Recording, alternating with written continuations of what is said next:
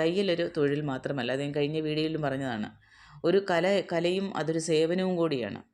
ഒരാളുടെ സന്തോഷത്തിൻ്റെ ആ ഒരു നിമിഷങ്ങളിൽ നിങ്ങൾക്കും ഒരു പങ്കുണ്ട്.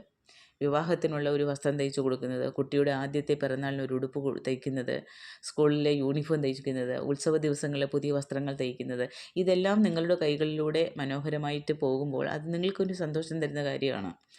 ആ സന്തോഷത്തിന് ചേർന്ന് വേണം നമ്മൾ ജോലി ചെയ്യാൻ. അല്ലാതെ പണം മാത്രം നമ്മൾ ലക്ഷ്യം വെച്ച് ചെയ്ത് കഴിയുമ്പോൾ നമ്മൾക്ക് ഈ സന്തോഷം ഉണ്ടാകില്ല.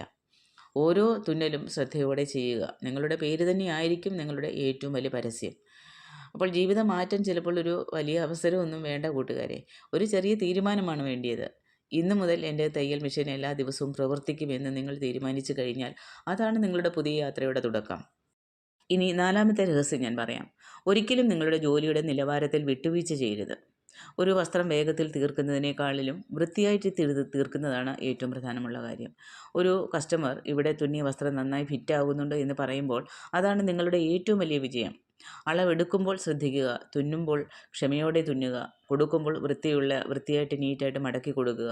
ഈ ചെറിയ ചെറിയ കാര്യങ്ങൾ